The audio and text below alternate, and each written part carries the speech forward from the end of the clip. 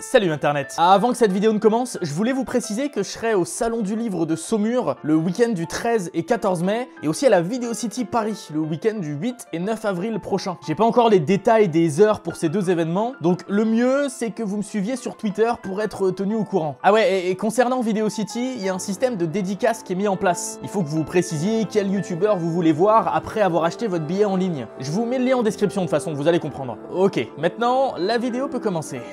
Salut internet, moi c'est le matérialiste. L'objet de ma chaîne c'est les objets justement. Je passe de l'overboard au gramophone jusqu'au préservatif dans mes vidéos pour vous expliquer d'incroyables faits et histoires à leur propos et parfois vous faire découvrir des objets inconnus. Bon, je te rends ta chaîne doc quand même. Merci mec, je reparle de toi à la fin de la vidéo. Bon les amis, on est d'accord, hein, on connaît tous un peu, à un minimum, l'histoire du Far West. On a tous lu un Lucky Luke, on a tous vu un bon vieux western. Tout ça pour se faire une idée fantasmée de la vie des cow-boys à l'époque. Du coup, j'ai pas envie de vous raconter des histoires que vous connaissez. Oui, je vais bien vous parler des pires bandits du Far West, mais dans ce classement, j'ai fait exprès de pas mettre les plus connus, hein, Billy the Kid, Butch Cassidy, les frères Dalton ou encore Jesse James. Non, avec Doc 7, on apprend vraiment des choses. Pour des trucs faits à la va-vite, je vous conseille une autre chaîne de top là qui a un animal dans son nom. Et non, je parle pas de top 10.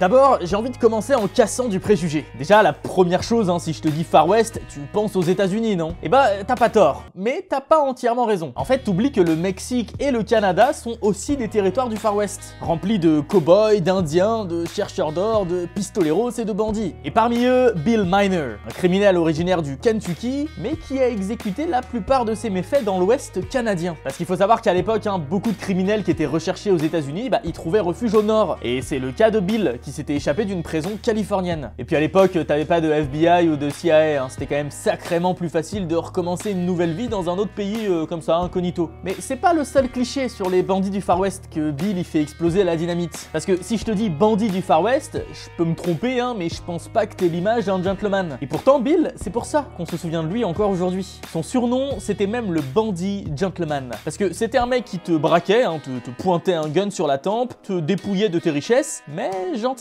Avec politesse et courtoisie. Parce que merde, il y a des limites à pas dépasser quand même. Pour te dire, Bill il était tellement poli que c'est lui qui a inventé la phrase « haut les mains, ceci est un hold-up ». Et rien que pour ça, c'est peut-être bien le criminel du Far West qui a eu la plus grande influence sur le banditisme au 20e et 21e siècle. Mais même niveau fait d'armes, il a sa place dans ce classement, en tant que perpétrateur du tout premier braquage de train sur le territoire canadien, en 1904. Alors qu'il avait quand même presque 60 ans, hein. C'est vieux 60 ans pour l'époque. Et en 1905, il réitère son coup sur un trajet encore plus ambitieux, et il braque un train pas loin de la ville de Kamloops. Bon, quelques temps après il se fait arrêter, mais il parvient à s'échapper en 1907 pour repartir aux États-Unis. Et puis après ça, les versions divergent, mais selon certains, il a continué les braquages au sud. Il se serait fait arrêter 2 fois, tout en s'échappant à chaque fois, avant de mourir en 1913 d'une gastrite. En même temps, Bill, hein, boire de l'eau stagnante et croupie, c'est peut-être pas très malin.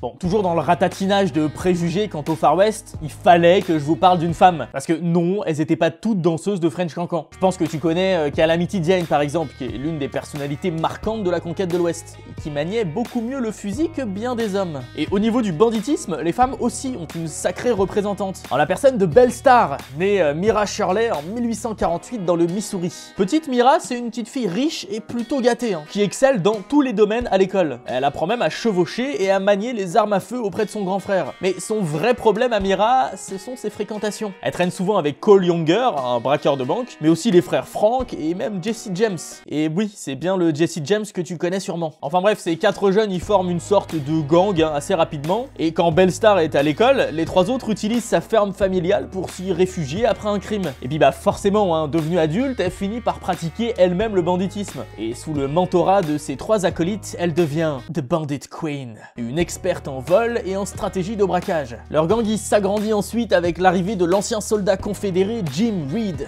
en 1866, qu'elle épouse d'ailleurs, mais ils sont aussi rejoints par la famille Starr, des Indiens Cherokee spécialistes de vol de chevaux. Bref, tout ce petit groupe il est accrédité de nombreuses opérations criminelles, souvent téméraires et ingénieuses, souvent mortelles aussi. Enfin bon, même si aucun mort ne peut être attribué directement à Belle Starr, tu te doutes bien que quand tu chevauches aux côtés de Jesse James, faut pas être du genre à flancher à la vue d'un cadavre, hein, sinon t'as pas choisi ta bonne branche professionnelle. Non mais dis-toi, elle finit même par prendre les rênes du gang, et elle utilise souvent son charme et son argent pour soudoyer la loi. Ce qui doit expliquer, je pense, qu'elle totalise qu'une seule année de prison dans sa vie, ce qui est pas grand chose au vu de tout ce qu'elle a pu faire. Et puis le 3 février 1889, elle meurt d'une balle dans le dos alors qu'elle rentrait chez elle à cheval après avoir fait des courses.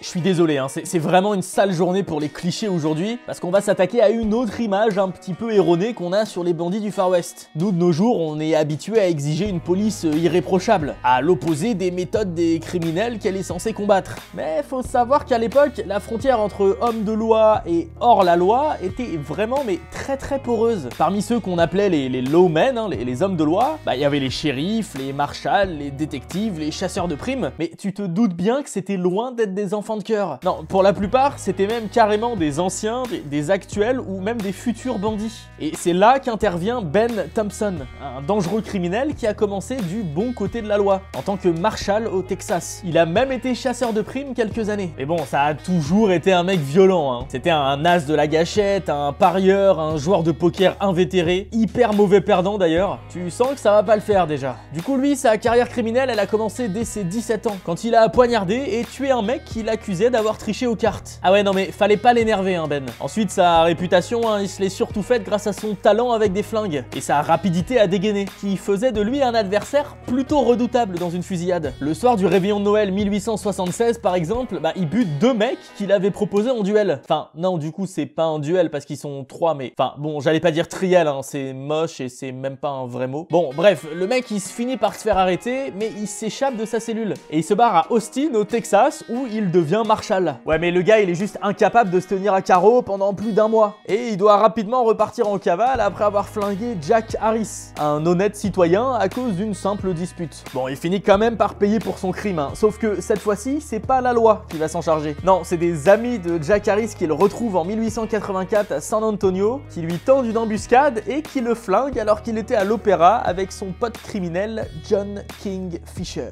Non mais quand même, le bon côté de la chose, c'est quand même stylé de mourir à l'opéra.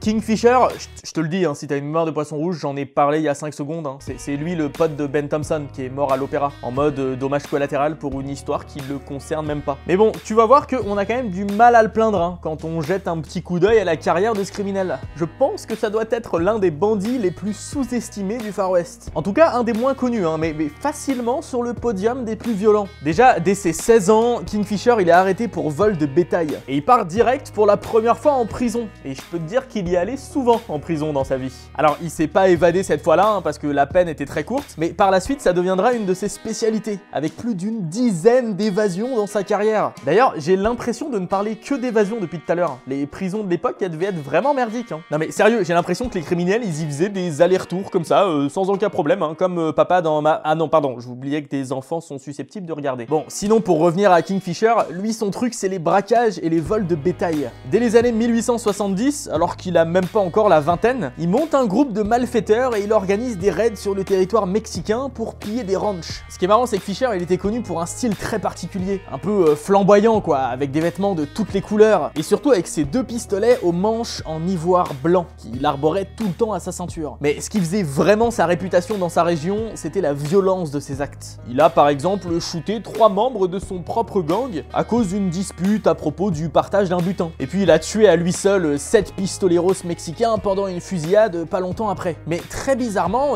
malgré tout ça, et le fait que tout le monde savait très bien que c'était un fouteur de merde, bah il était plutôt apprécié des habitants du sud du Texas. Ou alors il leur faisait un petit peu peur, hein, au choix. En tout cas, il y avait jamais aucun témoin qui venait l'accabler quand il était accusé d'un crime. Bon, et puis je te l'ai dit, en 1884, le mec il finit par se faire tuer à l'opéra avec son pote Ben Thompson. Mais il y a un truc un petit peu spécial autour de sa mort. Pendant des décennies après son décès, la mère d'un jeune homme tué par Kingfisher s'est rendue chaque année sur sa tombe le jour de l'anniversaire de sa mort pour y faire un feu et une sorte de danse rituelle autour de sa pierre tombale. Personne ne sait vraiment pourquoi, mais c'est quand même un petit peu glauque, hein. Tout comme Ben Thompson, Tom Horn, il représente bien le flou qu'il peut y avoir entre bandits et justiciers. Parce que Tom, il a eu une vie assez épique et la plupart du temps, il a œuvré pour la justice. Mais d'un autre côté, il a buté au moins 17 innocents parce qu'on l'a payé pour. Bon, faut dire qu'il a pas eu une enfance facile, le petit, hein. 5e enfant d'une fratrie de 12, il est abusé par son père et puis son seul ami, un chien, il est tué à la carabine par 2 garçons qui le martyrisaient. Enfin bon, du coup, en 1875, alors qu'il a juste 15 ans, Tom, bah, il se barre. Et puis il s'engage dans la cavalerie américaine en tant qu'éclaireur civil. Et il passe de nombreuses années à combattre les tribus Apaches qui sont pas très chauds pour laisser les gringos américains faire leur conquête de l'Ouest. Très agile, très intelligent, très efficace, il se distingue rapidement sur les champs de bataille. Et puis il gravit les échelons à toute vitesse. Tom, il devient un soldat respecté, connu pour avoir participé seul à des missions de reconnaissance et aidé à repérer le principal bastion de Geronimo, là, le chef Apache. Et puis après sa carrière militaire, hein, dans les années 1880, il devient détective et chasseur de primes. Plutôt efficace d'ailleurs, hein, il arrête pas mal de criminels très recherchés. C'est plutôt sympa, tu vas me dire. Ouais, sauf que lui-même, il est mercenaire et tueur à gages en parallèle. Genre bonjour double face quoi. Un côté gentil, un côté méchant. En quelques années, il aurait fait plus d'une vingtaine de victimes. Il est finalement arrêté et pendu en 1901 après être accusé du meurtre d'un garçon de 14 ans seulement. Et puis, ironie de l'histoire, hein, bah justement, les historiens, ils pensent que cette fois-ci, il était peut-être innocent. Mais bon, ils vont pas jusqu'à pleurer non plus sur son sort, hein, parce que à côté de ça, on estime que le nombre total de ses victimes dépasserait sûrement les 50. Il méritait quand même sa mort, je pense. John Wesley Hardin est sans doute l'un des criminels les plus craints de l'histoire du Far West. Surtout réputé pour sa soif de violence et de sang. On lui attribue pas moins de 42 meurtres dans sa carrière, qui fut pourtant très courte, hein. Il est mort à 42 ans. Sachant qu'il en a passé 16 derrière les barreaux, ça laisse pas beaucoup de temps pour tuer tout ce beau monde. Bah c'est simple, hein. Dès ses 14 ans, John il fait sa première victime. Pendant une récré à l'école, il passe à 2 doigts de tuer un compagnon de classe en le poignardant. Et puis à 15 ans, il tue au pistolet un ancien esclave, puis 3 soldats qui essayent de l'arrêter alors qu'il prend la fuite, et puis dans les jours qui suivent, il tue à nouveau 3 autres personnes dans divers fusillades. Enfin bon, tu te doutes qu'à partir de là, le mec il va être en cavale toute sa vie. Il se fait arrêter 1 an plus tard pour le meurtre d'un marshal au Texas, sauf qu'il se démerde pour se procurer un pistolet pendant son séjour en prison. Et il profite d'un transfert pour s'évader, en tuant un de ses gardes. Tiens, en parlant de pistolet, c'est une spécificité de Hardin, il était connu pour garder ses 2 pistolets dans des étuis qu'il portait à sa poitrine, et pas à sa ceinture. Apparemment, selon lui, bah, ça permettait de dégainer plus rapidement. Enfin bref, pendant sa cavale, il se rend dans la ville d'Abilene, où il fait la rencontre de Wild Bill Hickok, un homme de loi très connu et très respecté, et surtout réputé pour ses compétences au pistolet. Bill, il devient son mentor quelque temps, avant de se rendre compte à qui il avait vraiment affaire. Et puis bah, chasser le naturel, hein, il revient au galop, puisque John doit rapidement fuir Abilene après avoir assassiné un client de l'hôtel dans lequel il habitait. Pour quelle raison, tu veux savoir? Tout simplement parce que le mec, il ronflait trop fort et il l'empêchait de dormir. Ah ouais, mais non, mais là pour le coup, moi je suis d'accord. Le sommeil, c'est quand même quelque chose de sacré. Et puis à l'âge de 25 ans, Hardin il est une nouvelle fois arrêté par une team de Texas Rangers, et puis il est envoyé en prison pendant les 16 prochaines années. Tranquille, hein, juste 16 ans pour une quarantaine de meurtres. C'est quand même pas grand chose. Mais bon, au moins il s'échappe pas cette fois-ci, hein, il reste en prison et prend même le temps d'écrire son autobiographie et de commencer des études de droit. Ouais, le mec il passe le barreau, hein, et il devient même avocat à sa sortie de prison. Enfin, pas pour très longtemps, hein, puisque son passif le rattrape en 1895, un an seulement après sa sortie de prison, quand il se fait buter d'une balle dans le dos à El Paso, au Texas.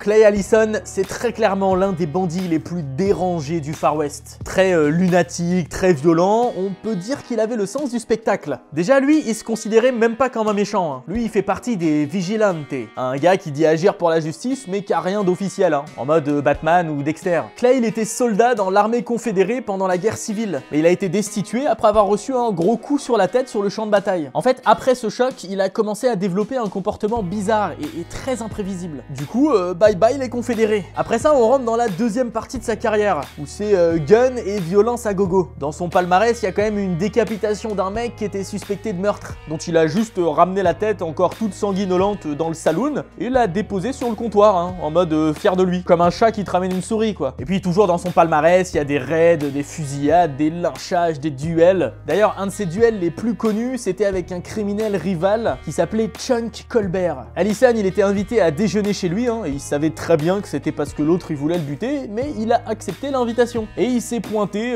tout seul, comme ça, tranquille, sûr de lui. Et puis après avoir fini de manger, Chuck il a essayé de brandir son flingue, mais Allison a été le plus rapide. Puis quand on lui a demandé pourquoi il avait attendu jusqu'à la fin du repas, Allison il aurait juste répondu « Ça m'aurait quand même dérangé d'envoyer quelqu'un en enfer avec l'estomac vide. » Non mais sérieux, ce gars il est trop stylé. En plus il avait l'art de la punchline. Par contre, sa mort elle est pas forcément à la hauteur de sa vie si rocambolesque. Ouais, il est mort comme un con en 1887 en tombant d'un train et en se pétant la nuque. Et puis truc marrant, sur sa tombe il y a écrit Robert Clay Allison, he never killed a man that didn't need killing. Il n'a jamais tué quelqu'un qui ne le méritait pas. Ouais, c'est pas vraiment l'avis des historiens américains.